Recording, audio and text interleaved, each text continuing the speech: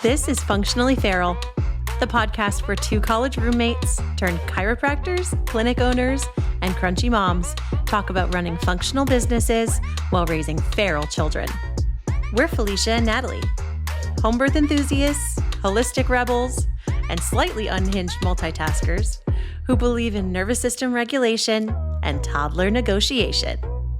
Join us each week as we crack up and crack facts, swap stories from the trenches of motherhood and entrepreneurship, and explore all things holistic living, healing, and hustle, with zero shame and lots of laughs. Hello, and welcome back to episode 15. Hi, Felicia. Hi, Natalie. Here we are yet again. Yay. I'm loving getting to talk to you again. I know. I had a patient in yesterday that was like, where's the podcast been? I And know. I'm like, oh, you don't say. I said, funny enough, we actually just resumed.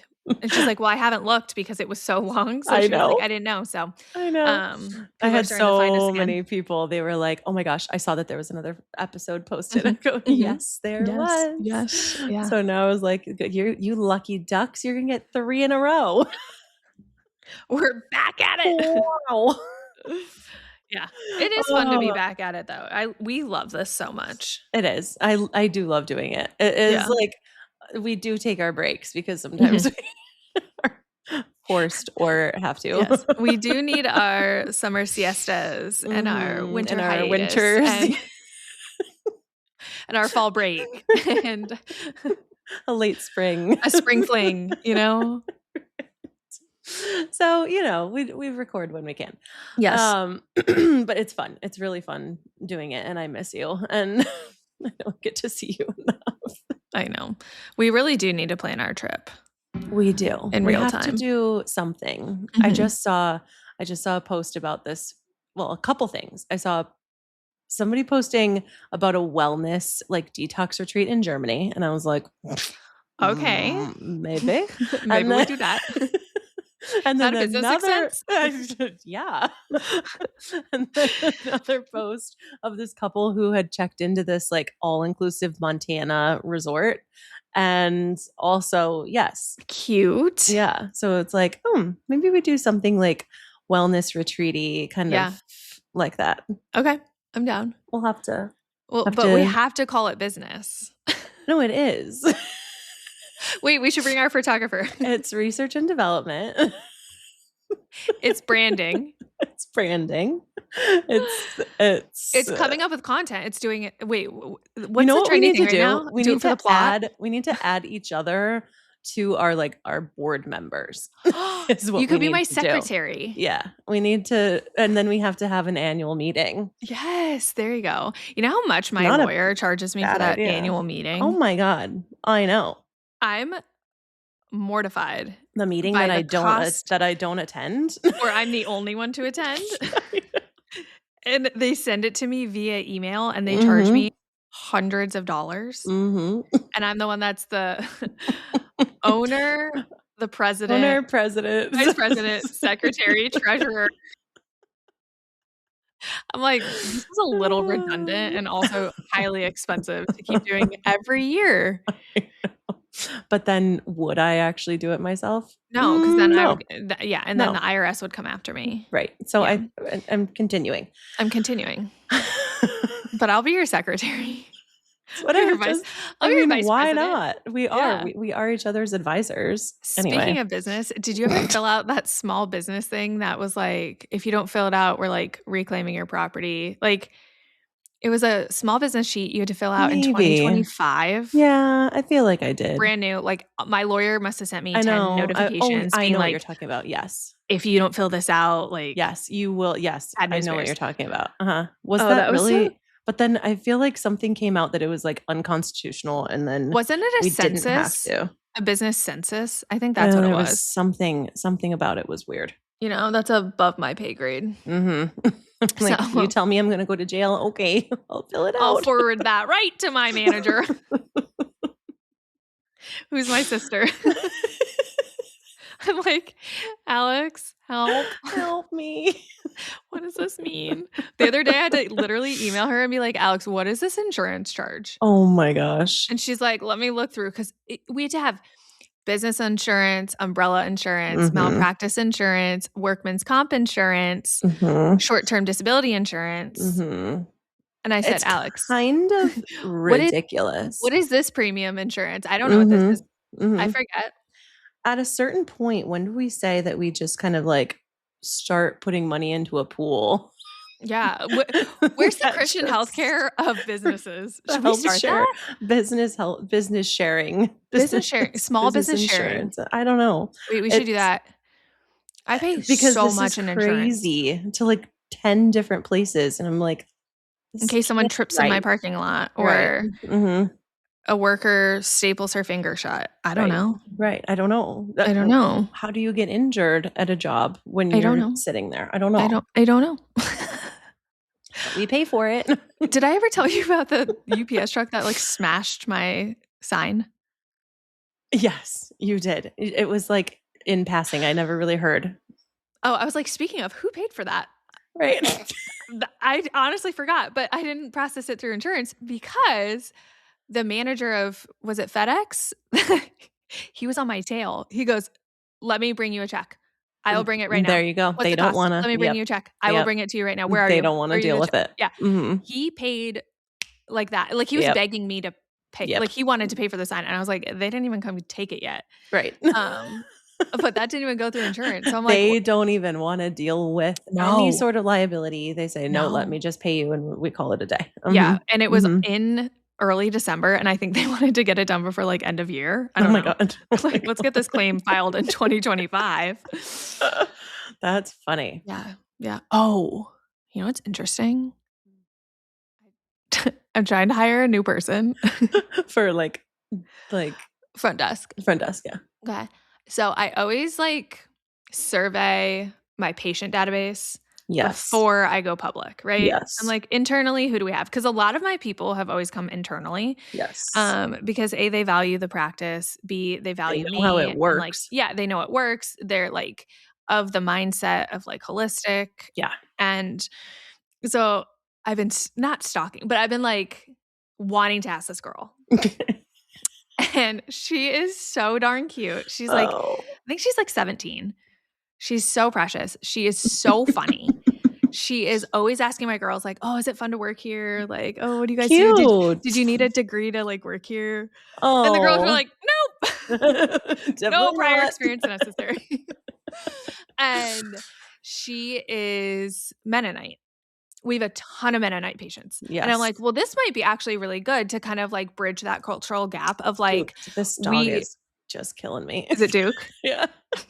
I got him a new bed and of course I put it right next to me. Whatever. Oh, I can't hear anything. Okay, good.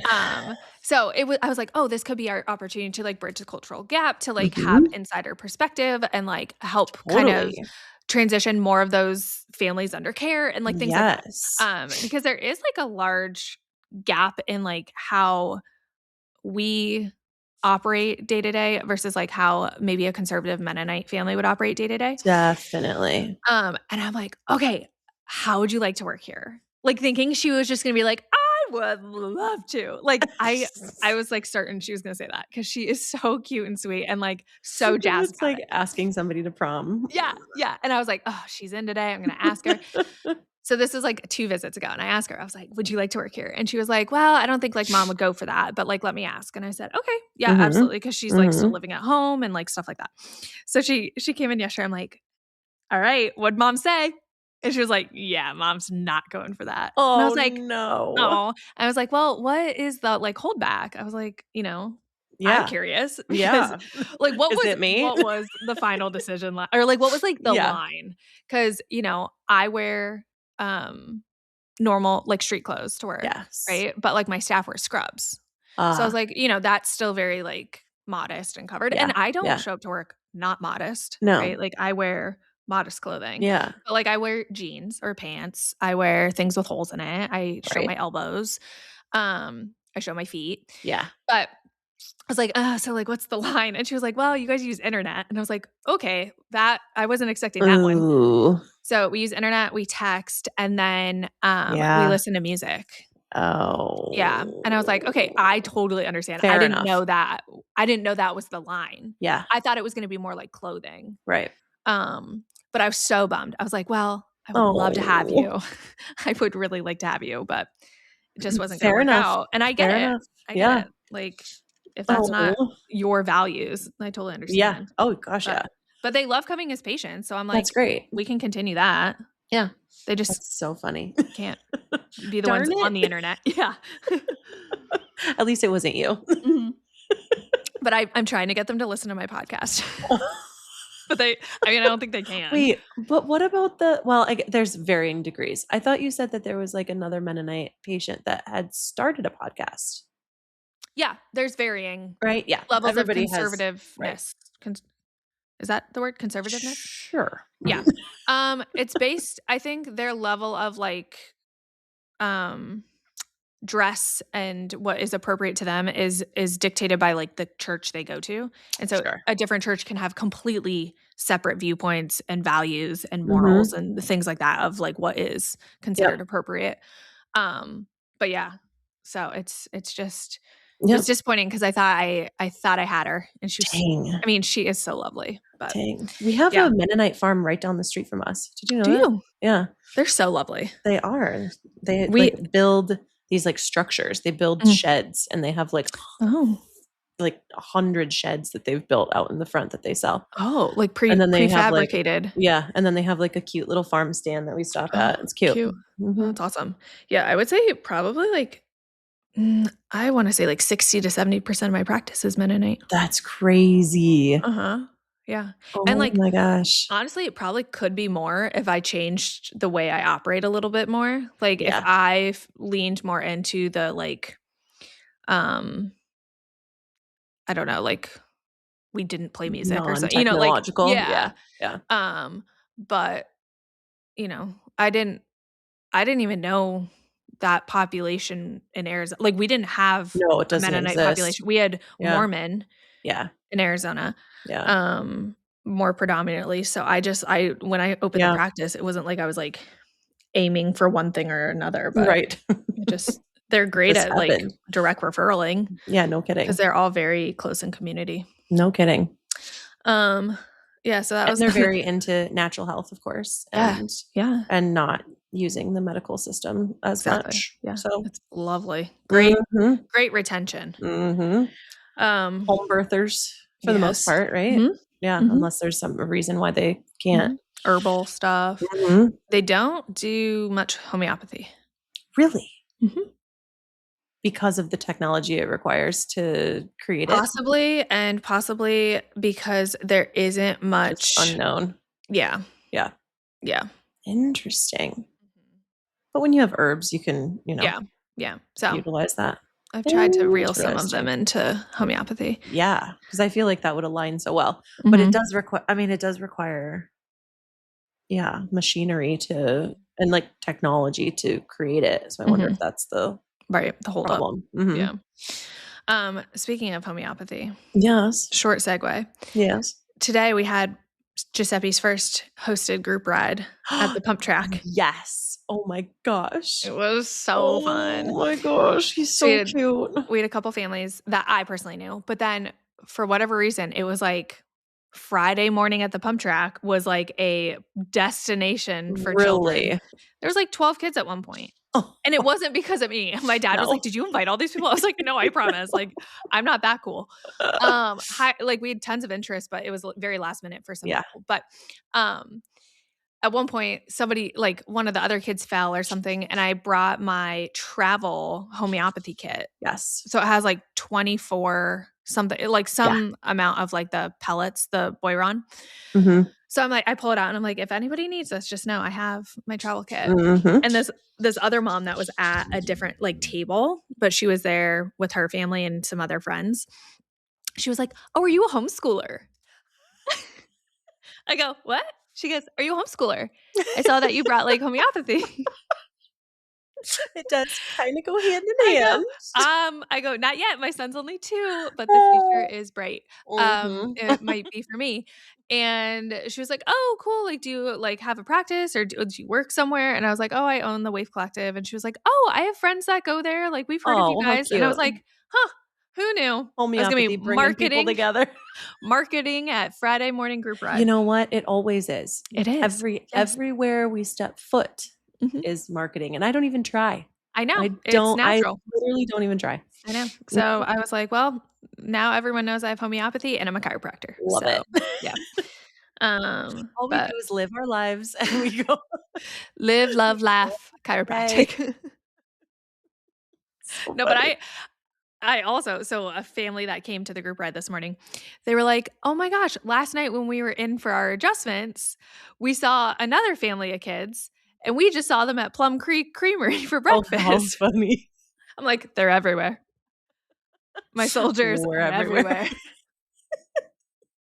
It's really great. Yeah. Yeah. So I was like, it always seems like, oh God, there's a fly. It always seems like people who know each other are always like on the schedule next to each other. It always works out. Always happens that way. People who are related, it just always happens that way. It's so funny. And I'm like, oh wait, you guys know each other. Yeah. People okay. get like, oh, that's my cousin. I'm like, what? Okay. Like, she'll be like, that's my aunt. I'm like, you're the same age. She's like, I know. I'm like, this is real confusing. So funny. It's great. We've created such great communities and I love it so much. It's so fun. Sometimes I love it. Well, let's just say the clinical side is the fun stuff. Yeah. That doesn't feel like work. Like I love being the chiropractor. I do too. I absolutely love it. Love it. I love it. I love chatting. I love, not everything, but I do love most of it. My girls know I like to yap. And so they'll specifically schedule my day in certain ways where they're like, yeah, we gave her some extra time. There's a yap break. We knew. We knew what talking. I always think about is I'm like, oh my gosh, I'm so like Dr. Wallace. It's unbelievable. No, it's so true. So funny. It is so true. Dr. Wallace is who like trained both of us. And we always would just be like, oh God, he's talking again. It's going to be 30 minutes. And we're not like that bad, but I mean, we at least have a self-awareness. We have a little bit of awareness. Yeah. Yes. I wonder, I'd be curious to know if Dr. Wallace listens to our podcast. I will send it to him. I talked to him the other day. Did you? I did. He used to message us on Facebook. Yeah, he's the best. He's so funny. We adore him. I know. We are the chiropractors we are because of Dr. Wallace. It truly is. And he's like, he's 80. I forget how old he is now. I mean, we're grateful that he was our clinic doc before he retired. I know. We barely snuck in there. I'm pretty sure he's 83 or 84 right now. Dr. Wallace, if you're listening, hi. Let us know how old you are. But he's doing well. The last time I talked to him, he was doing well. He's a young 60. Yeah, right. So oh my goodness. Okay, I have to tell you about today. It was so funny. Oh, I saw that on your Instagram. Okay, give us some insight. Posted something on Instagram and I had texted Kyle this morning. Kyle's at work this morning. He usually does not work mornings, but he has had to the last few weeks just because somebody quit and I don't know, whatever. Yeah. So he's at work and we had talked about this estate sale last night because somebody posted it on the Ogle County page and it was all these pictures of like taxidermy and like bolo ties and like old knives and like a zebra hide rug was hanging off the banister in this like old log cabin. And I was like, I feel called to go. I just felt like, I needed to go. And I was like, I have a babysitter this morning. I'm just gonna go to this estate sale. And it's like 20 minutes from our house. So in the realm of my life, it's very close. 20 minutes is very close. Like perfect, 20 minutes. Amazing. Just around the corner. Literally. So I'm driving to the estate sale and I text Kyle and I go, how much do you think is like a reasonable amount for a zebra rug? So you didn't know the price prior to arriving? No, okay. I was, just like, what would I pay for said zebra rug? Like it's a real zebra. Like how many of these things exist in the world? Like you can 600? only...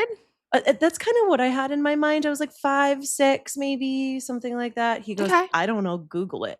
And I well, the Google's going to tell you. Yeah. Okay. So Google said like probably estate sale prices would be somewhere around like 700. If it's really, really pristine, maybe like 1,000. Okay. I'm like, okay, fair enough. So I get to this, and estate sales, I feel like they charge way more than they probably should for certain things. Okay. I find, I don't know. Okay. That's like around our area. People who put on estate sales, you go and you're like, seriously, you want me to pay $50 for that? For a mug? Like the bolo ties that I was looking at, it was a bolo tie and they were like $50 for a, I'm like, for an estate sale. Yeah. I don't want to pay that really. Yeah. Like you're already dead. Quit being greedy. Exactly. So they wanted $1,500 for this zebra. And I was like, $1,500? Okay. Yes. Which I understand. I get it. Yeah. But this guy, I mean, he had like whole moose heads on his wall. Like he had hunted every possible animal I think that you could hunt in the world. And he probably. died. He was dead. He died. And this was his estate sale. So there were tons of deer mounts. There were like, he had a cougar, like a mountain lion taxidermied, a couple bears. Where are his children? I don't know. Why aren't they inheriting that? That's like inherited items. There are so many things that you just couldn't even bring into your home though. Like it was so big. It was crazy. Wow. So what I'm going to do is I'm going to go back on Sunday when everything's half price and I'm going to go see what's left. But there was like a zebra head, like a face on the wall. Like it was insane. The face of the zebra? The face of the zebra. It was insane. Wait, but they wanted like $2,000 for just the face. Oh, yeah. Anyway, it's kind of sickening actually, but but if anybody needs a zebra rug, it's probably What me. could you get Kyle for Father's Day from there? I already got him something for Father's Day. Did you? He goes, I don't want any taxidermy. What'd you get Kyle for Father's Day? I got him the new style of Pit Viper sunglasses, which are like, they had like major blue mirrored things. They were like a normal like Oakley style is kind of what they were. And then I got Jean also a pair of kid size Pit Vipers too. So like they both have their little, he needed a size up. Yeah. So Danny got Seppi, the baby.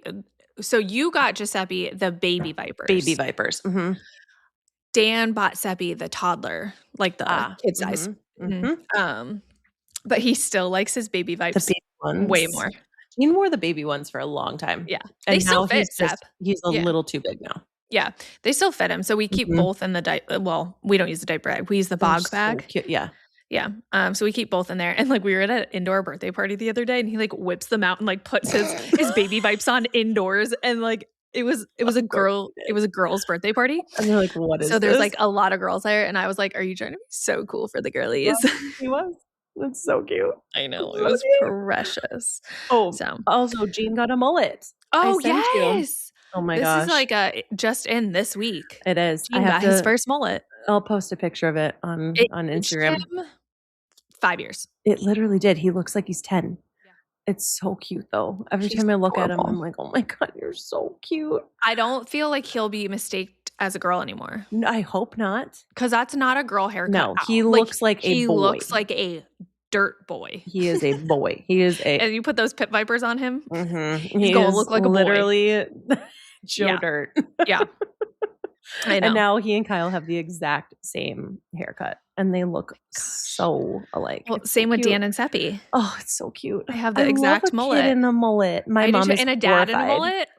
My mom is like mortified. She goes, I didn't tell him that I don't like it, but like I don't like it.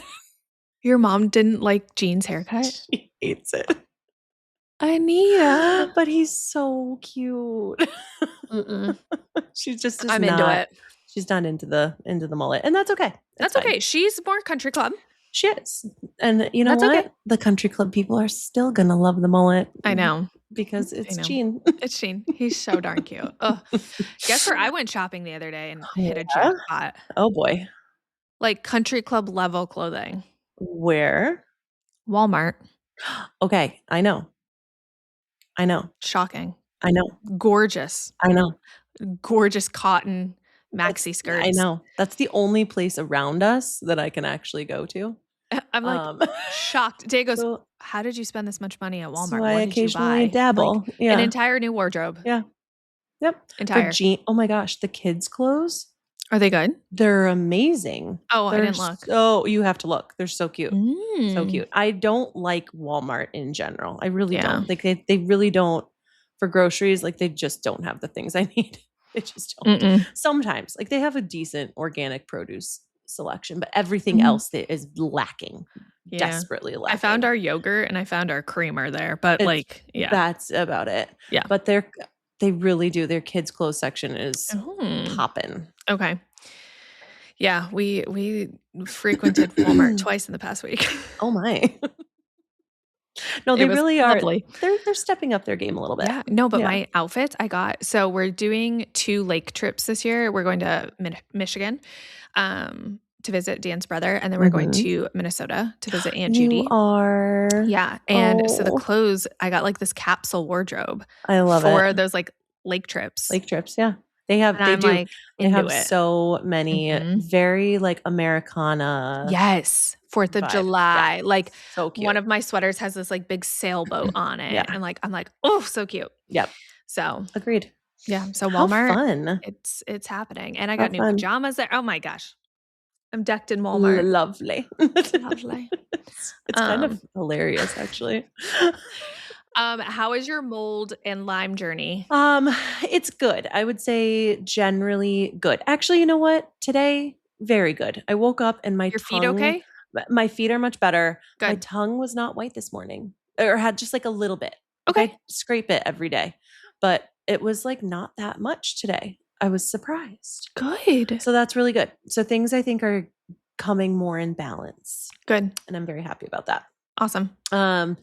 Being pretty good about taking my things, which is great. Yeah.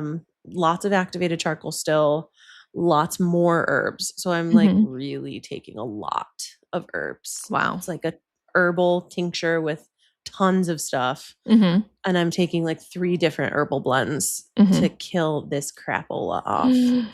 And Kyle the other day, he had like the stomach flu when we got home from the lake. Oh no. And he was feeling so bad. And I'm like chugging along like nothing ever happened. Yeah, because you're taking 6 grams of charcoal a day. Binding and killing every possible thing that could come in my body. Something could stick in there. I'm good. Wow. Really good. I know. Isn't that funny? That's incredible. I have a question for you. Yes. I had a patient in this week with a symptom that I wasn't expecting. So she started care a couple weeks ago, and then she was like, my husband and I were talking, and he's like, yeah, you're always like extra edgy, emotional, grumpy, like whatever you want to call it, the day after you get adjusted. And she's like, oh, I didn't think of that. And then she's like, what do you take of that? And I was like, well, my take would be that your body is like detoxing. Definitely. And then it's all free floating in your system the next day. So you should need a binder. Definitely. Yeah. So I gave her charcoal to try. She forgot to try it. So I don't know if it but I was like, try it this time. And so she'd probably want to do it like that night and the day after. Yeah, that's what I told her. Yeah. But I was like, I haven't had anybody draw that correlation. It does make sense physiologically to me that you would be detoxing and then feeling the effects of the like floating toxins. Yes. I've had some people have similar things. Maybe not like mood wise, but definitely like it would be like a resurgence of their, like somebody was getting vertigo from like toxins, basically. Like they would, anytime they would like take in something, they would get vertigo. So like after an adjustment, it would like resurge that just for a second and then it would go away. Yeah. So like that would be kind of the same thing. Yeah. Yeah. So I told her, I was like, I'm going to say physiology tells me that you're detoxing. I don't have any anecdotal evidence. No, I or don't like, know. I don't have a scientific paper to give to you. No. But I was like, the easiest thing we could try is a binder and see if it helps. So we'll see. Definitely. I'll report back. Very interesting. Yeah, I'd be curious. She's probably going to have to do a lot more work than just that. But yeah. Well, there's a lot more going on. Interesting. Yeah. But that's the power of the adjustment. Also. No, literally. I've had patients come in and be like, I'm sorry if this is a weird question, but like my pee smells so bad after I get adjusted. Right. I'm like, let's go. That's good. It's good. Like that's a detox pathway. We want that. Like, it's better supposed out to happen. than in. Yeah. And like periods getting better and just like from doing nothing other than just getting adjusted. Yeah. Like, it's amazing. It is truly phenomenal. Very powerful. Oh my gosh, Gene, yesterday I adjusted him. He goes, and I said, oh, how did that one feel, Jeannie? And he said, Mommy, you're the best chiropractor ever. I go, oh, you're kidding me. Cute. Like, what? Oh. Isn't that so sweet? I love it. Do you crack him? Or do you activate him? Just with the anteriors. Oh, you give him anteriors? I do. Yeah. Mm-hmm. Only he's because, bigger. like, yeah, just like very gently. Mm-hmm. Mostly just drops. He likes the drops. Yeah. Mm-hmm. He's just like super gentle little drops. I feel like he does better with that. He doesn't like the activator very much. Really? Yeah. He's like, nope, don't put that thing near me. Oh, Sepi loves activator. So he even like, I'll do like teeny tiny little drops in his neck too. Just like tiny. And then little bit cranial work, just a little bit. He loves that. He loves just like having his head Sepp will, smooshed. like, jump on. We have my table. I have a portable table set up in the basement, and he'll lay down, face down on the table, like face in the face thing, wanting an adjustment. That's what Gene does too. He's like, okay, adjustment time, Mommy. Yeah. I'm like, okay. Yeah. He like begs for adjustments. That's so cute. Gene knows exactly when he needs it. He knows exactly. Or he'll say, oh, my tummy kind of hurts. Can I have an adjustment? Or sometimes I think he's fibbing, but he just wants an adjustment. Yeah. It's just cute though. I love it. We talked so much about business already today. Holy cow, look at us. Wow, look at us having a business podcast. We need to get into some other things. Yes. Because we left people with a decent cliffhanger last time. Yeah. And pretty much just saying like, okay, Felicia nearly died. Like as close to dying without dying, which is shocking.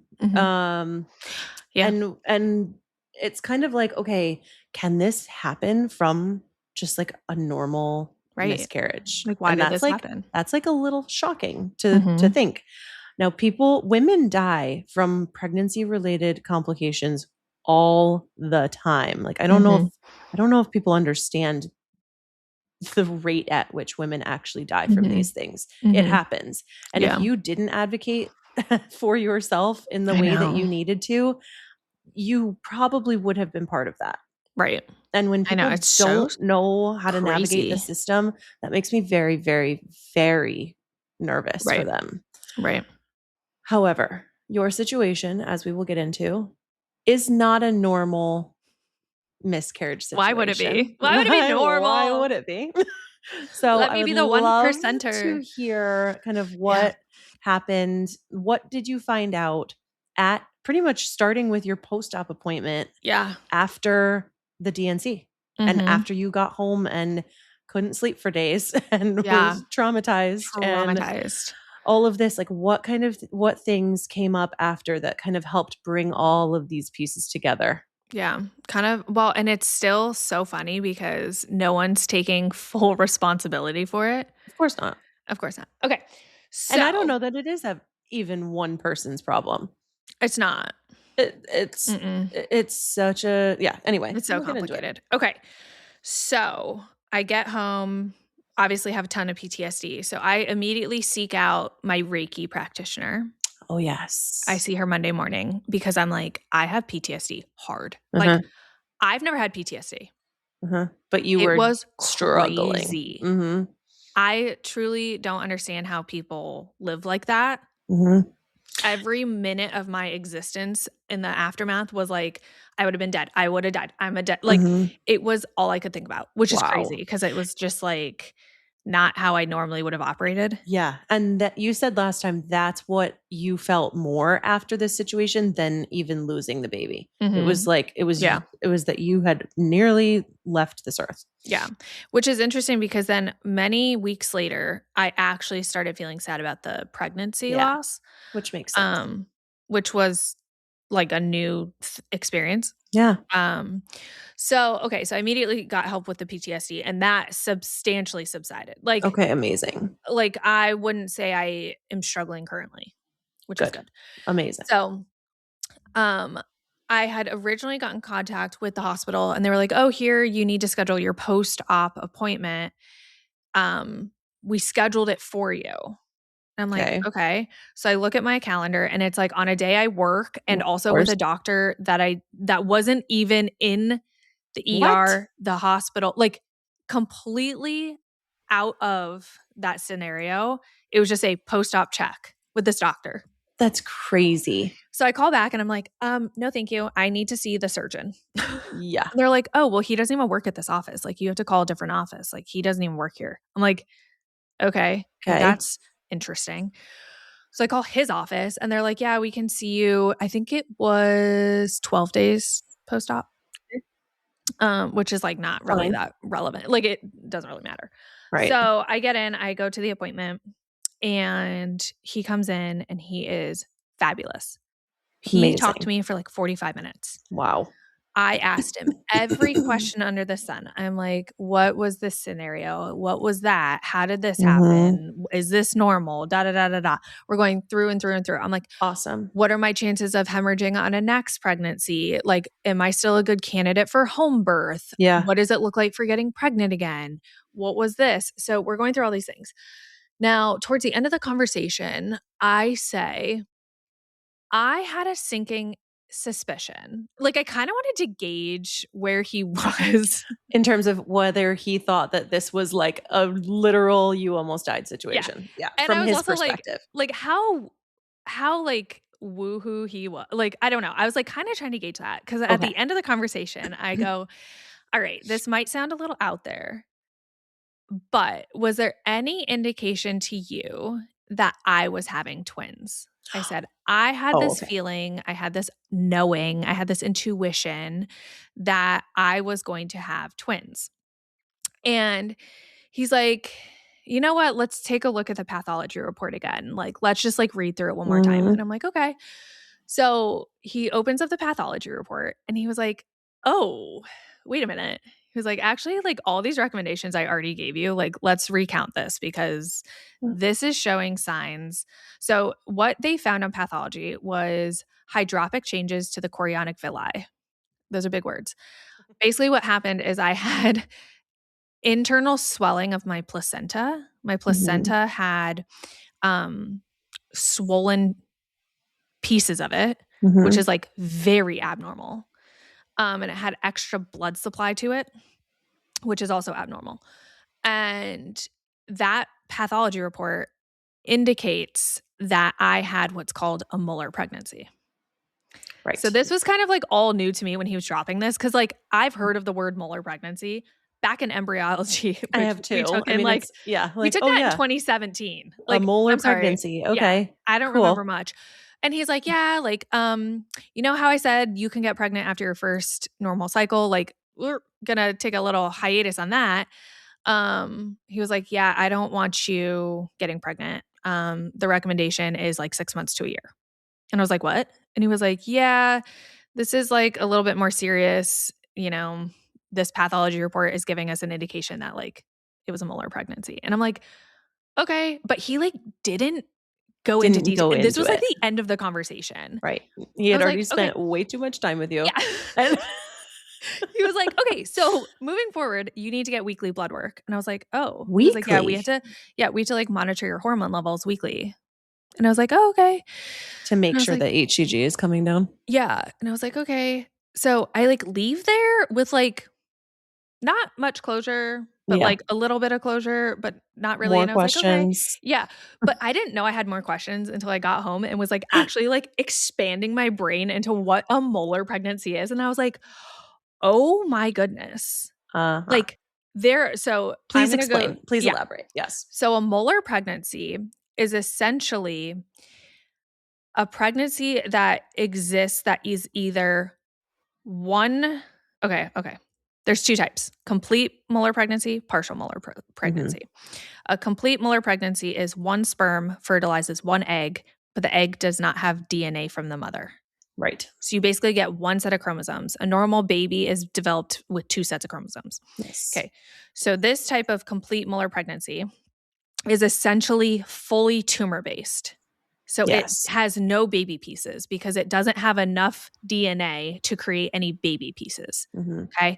But it still has like again, the parts, right? Like it still creates a placenta or not even? It won't even implant. Okay. It's just tumor. They call it a cluster of grapes. Got it. Okay. It's just tumorous cells dividing. Okay. Then there's partial molar pregnancy. A partial molar pregnancy is one egg gets fertilized by 2 sperm. Mm-hmm. This creates baby pieces, but typically no baby. Right. Okay, so you get like the placenta and the thecal sac and like things like that. Now that is like the first indicator to us that mine was a partial molar pregnancy. And if we think back to when you had your ultrasound, the interesting part of that ultrasound was that, yes, you had everything there, but there was no baby inside. And it was kind of like, when you said that, I was like, yeah. Huh. Okay. Because that's not normal. Anyway. Yeah. So, okay. So I'm like doing my own research because he basically drops a bomb that like, oh, like it's indicating that maybe it's a molar pregnancy. Then I'm doing my own research and reading up on how dangerous this pregnancy is. Like if you find out you're having a molar pregnancy, you get an immediate emergency DNC that minute. Right. Which you don't wait 8 days to have a natural miscarriage. Is insane that they didn't mention that to you at the MFM's office. Yes.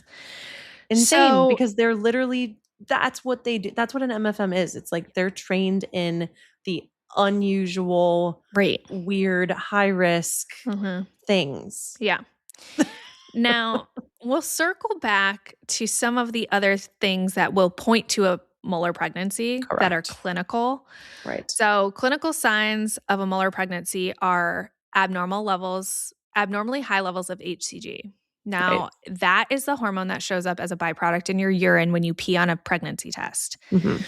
Now, if I think about when I tested positive with Giuseppe and a normal healthy pregnancy, it was like 14 days post-ovulation. It was the faintest barely of a line. It was the day I missed my period. Like it couldn't have been like that. To me would have like made me suspicious of like, is this even viable? You know?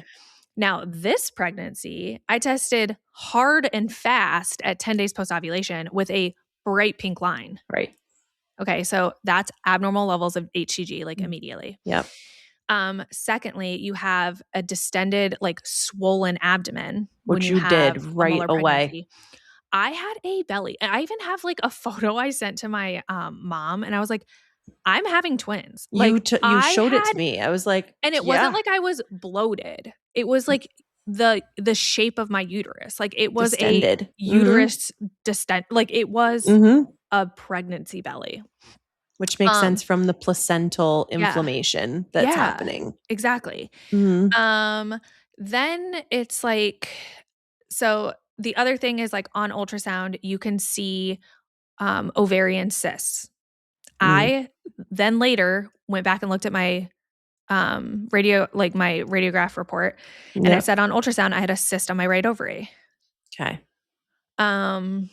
Now, this circles into why I had intuition about having twins, because I had one egg fertilized by 2 sperm. And in the rarest of rare pregnancies, this type of DNA modification or like extra chromosomal formation will split and form twins. And there's only been like what you said, two documented cases in the whole world of like viable twins where they've actually been born alive. Yeah. Almost exclusively do these pregnancies end in a miscarriage because typically they cannot create a viable baby. Yeah. So, and I think if you would have been further along, this would have been even more detrimental to your health. Like like I said, if you find out you're having a molar pregnancy, it's immediate DNC. It's like, this is extremely dangerous. Yeah. Like the fact that I didn't die from the miscarriage is a blessing, because essentially what's happening is like the puzzle pieces and the dominoes that line up in a normal miscarriage of like a baby that just like didn't have enough like gung ho and like enough energy and like there were some other reasons. They will like the placenta will detach and you will pass the contents and then your uterus closes. Yes. Now my uterus couldn't close to stop the bleeding because the placenta didn't have enough communication to detach. So my placenta was like pretty much still attached, and I was bleeding like tremendously because I had extra vessels that had formed. So I had so much more blood going to my uterus anyway. And then B, the lack of detachment wouldn't let the uterus like fully close and stop that bleeding. Yep. So there were like a lot of pieces of the puzzle that like in hindsight make sense, right? Like definitely. In hindsight, I should have had the DNC right away. In hindsight, we should have realized like the no baby, the swollen abdomen, the high levels of HCG, the cyst on my ovary, all of that, my intuition, my freaking intuition. My muscle testing of twins. Muscle testing. Yeah. Like Natalie was pulling me as twins. That was crazy. I truly felt deep in my bones I was having twins. Yeah. And like, I've said that from the second I got pregnant. Yep. And so I'm like, I knew I had too much DNA in there. Yep. I knew it. You felt like something was off. Like it's like it's no surprise that like now looking back on it, of course, I had like so much going on in there. Right. And so crazy. What turns out to be like so discouraging is that like the doctor, so essentially to like confirm, let's just say like hard and fast confirmation is doing DNA testing. Sure. But pathology stopped at pathology. They didn't send me for DNA testing. I see. And I went and for you my can't post-op. do anything about that anymore. I went for my post-op 12 days later. Right. It's not like they kept my placenta. No. So all we can really go on is like the clinical signs and the pathology report to say it was most likely like it makes a molar sense. pregnancy. Mm-hmm. And only 1% of people ever have a molar pregnancy. Wow. It's like very rare. Yeah. I've now met one person that's had one. Wow.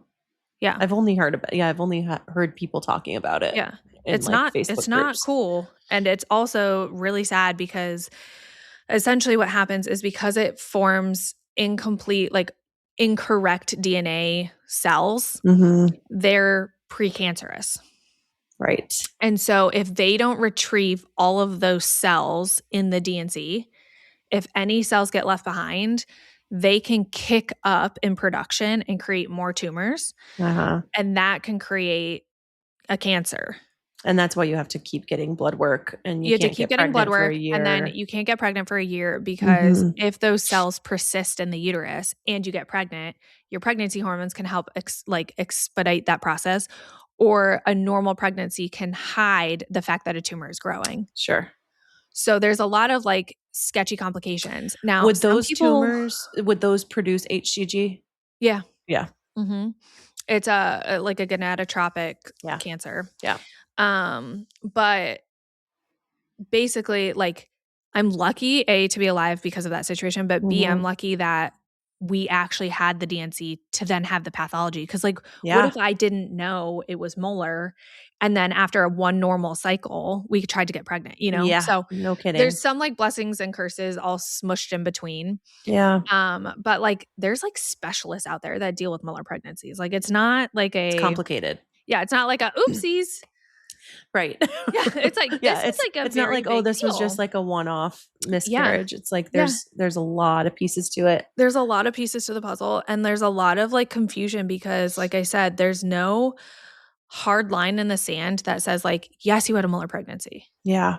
We're kind of operating under the guise that we did, but then no one's like willing to like give the diagnosis of the molar pregnancy. Because you can't. Yeah. And I'm just like so frustrated because I feel like pathology coming up with abnormal findings should immediately constitute further testing. You would think. And then it wasn't even flagged enough that the doctor noticed it on the pathology report.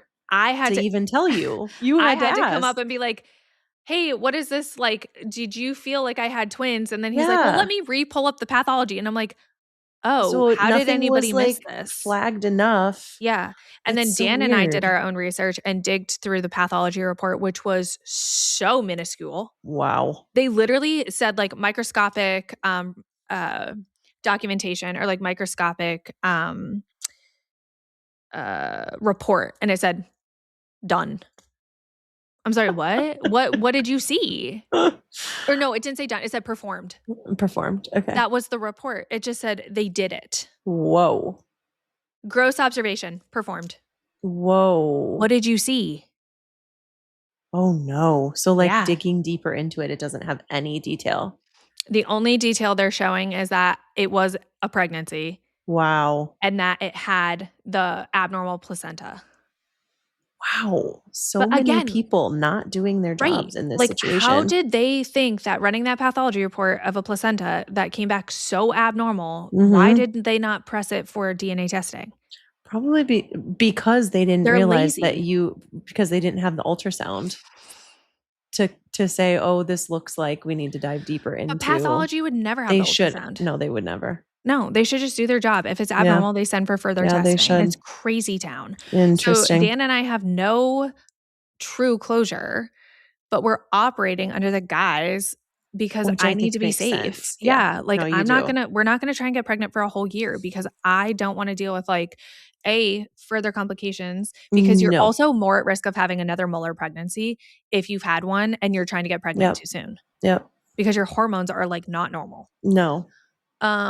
So we're going to wait the full year. And you wouldn't want there to be a tumor that's growing while you're growing a pregnancy and then you have to deal with that. Right. So we're going to wait the full year. Yikes. I'm going to do all my things. Yeah. But let's just say like my intuition did not lead me astray. No. I knew I had little baby twins in there. My Alfredo and Alfonso. But I'll tell you what's interesting now. Yes. I have no gut feeling connection to the twin pregnancy anymore. I don't think twins are for me anymore. It's like gone. Where you thought for sure that you were going to. I felt it in every fiber of my body that I was having twins. And let's go back to your Reiki, that first one when you found out you were pregnant. And did you ask about the twins? Did you ask like, do you think this could be twins or like? Prior to getting pregnant, I asked. Prior. Yeah. And she said no. And she said twins would be a very bad idea. She goes, twins would kill you. But like not in that like physically kill you. But she was like, you wouldn't be able to like put one down. Like she basically was alluding to the fact that like it would be very unhealthy for me. Right. Interesting. It was very unhealthy for me. But I have no internal knowing of twins anymore. It's like I said goodbye to them. Yeah. They were, which you've read the Spirit Babies book. It's very like, it's just kind of how things are. Yeah. And it's not that they've come one or to you. The other. It's not that one or the other isn't for me. It's that they will never come together at the same time. Yeah. So like Alfredo might come out next. Yeah. And then I might have Alfonso. Yeah. But at the same time, they're not. Alfredo, Alfonso will not be coming at the same time. And for you, that will be a good thing. Yeah. But it's very weird because It's really in maternal instinct felt twins. I am a twin. Yep. Like it was like twins. Yep. And then now I'm like, that's not for me. So it's interesting. So crazy. Yeah. I think back to like learning about fertilization of an egg.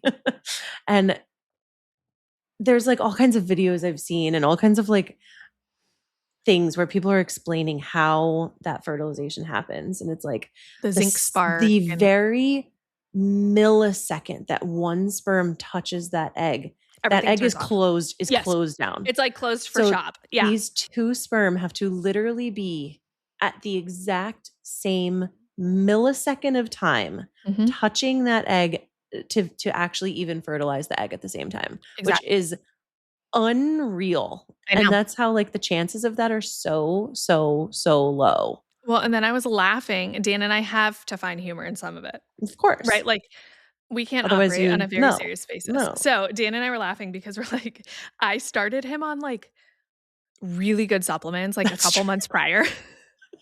His sperm were so ready. No, literally. I was like, Dan, did we create like super sperm? Like, did we like create like you know how in Jurassic Park things get like out of control? Yeah. You like start with a good intention and then things get like really out of hand quickly.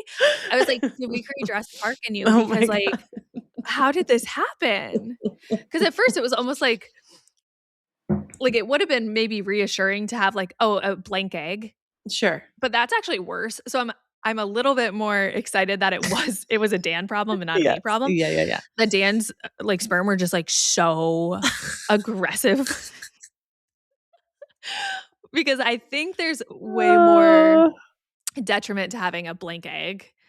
Yeah. Or like at least fertilizing a blank egg. I think there's a lot more not good stuff happening there. I think the likelihood of something bad happening later is higher because that's more of like your DNA and your eggs that are.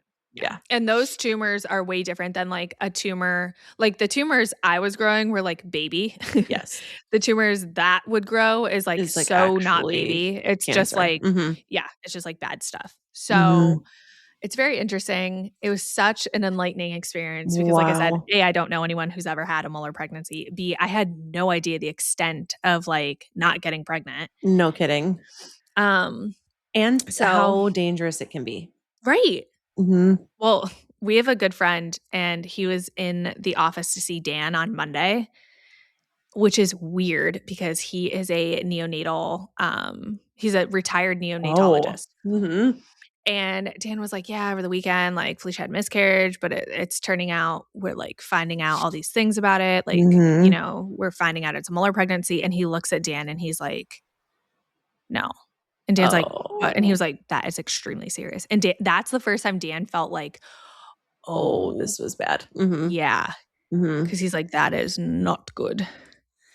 So, yeah. Anyway, my twins they were here and now they're gone. And now they're gone. And maybe they will come to you in a different I think they'll form. come separately. Totally. I don't really think they'll come together again. Totally. Oh my gosh. Yeah. So I'm grateful that I had that experience, but it's so interesting. And it's like, wow, I don't know. You just kind of like get up and move on. You do. Why do you have to learn the hard way, Felicia? I don't know. Oh man. Yeah. But this was like, it's just so crazy how the universe works and how energy works and how all of this like fits together. It's just mind-boggling to me. Yeah. Because I was like, oh, she's, you know, it like wasn't twins and like, all this stuff. And then it's like, no, wait, like it actually was.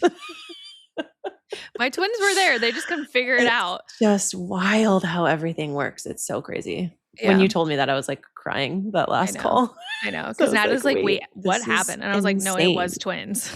It's insane. It wasn't twins, but it was twins, you know? Yeah. Yeah. Yeah. But my biggest like takeaway from that is like, you have to trust your gut. Because the whole time I was like, I think I want an ultrasound. I think I'm feeling an ultrasound, which I had no desire, no gut feeling about Giuseppe having an ultrasound at all. Yeah. And I was like, yeah, like I'm just getting an anatomy scan to like make sure the home birth is going to be safe. Right. This pregnancy, I was like, oh, I just feel like I need an ultrasound. I just like, why do I keep getting like this gut feeling of an ultrasound? Well, that gave us some indication of what was coming. And then I just like the whole like feeling like like all my gut feelings have always led me to the correct place. Yeah. And, you know, how many more do I probably get that I suppress or I don't listen to? Probably a lot. But I'm grateful for the ones I do listen to, you know? No kidding. Yeah. No kidding. Yeah, it's interesting. It's just a crazy story. Listen to your gut. It's a crazy story. And thank you for sharing with the world. Yeah. The world it's of people funny though, because I'm us. like, I was re-listening to our last podcast, Natalie, and I was like, hopefully people aren't gross. I don't get grossed out by stuff. No, I don't either. I was like ooh. Graphically describing things, and I'm like, that is disgusting. Sorry, everybody. So if you listen to it and you got grossed out, so sorry. I have no filter or like no shame. No, there's when no it comes like, to things. No. Like, I don't feel embarrassed about stories like that. Like, I'm like, it happened. Like, what's embarrassing? But I realize that, like, that type of graphic description is not shared. And some people are squeamish. Yeah. Or, like, people don't talk about it. People just say, oh, I had a miscarriage. Right. Okay. Well, let me be the first to tell you that it's the scariest thing ever. No kidding. And, like, highly graphic. And, like, you should take work off. Yeah. Like, probably take it off. Okay. Also, can we talk about something else too? What? The DNC procedure in general. I was looking up. I was just looking up. Like, what are the recommendations post normal DNC? Oh, I'll tell you what they are. Return to work within a day. Within a day. You'll be fine. No, literally, they said you should be fine to go to work Monday. I go, what? I'm sorry. like, are you kidding me? You just had well, okay, we do have the lining of our uterus shed every month, and No, we but go that about was life as normal. that But was like, you Dyson had vacuumed out. literally like scraping procedure that you're just going to return to normal life within a day, and that's fine. Can you survive? Sure. But like the bodily, the things that does to your body, I don't think Return to work. people realize that like there are energetic things that you're gonna be feeling for weeks and weeks and weeks after. Like your body is healing from that. Even if your period recycles and like Mhm. you get your cycle again and everything seems to be good, like you're still recovering from that type of procedure. Yeah. So The return to play for these things are crazy. Like it it's should be insane. longer. When I had my repair done in October when I was 5 months postpartum and I went in to have a repair done of my tear, Yes. I got that repair done on a Friday. She knew exactly what I did for work. We were very vocal about it. I was like, I am a chiropractor. I'm on my feet. I'm thrusting with my abdomen all day long, right?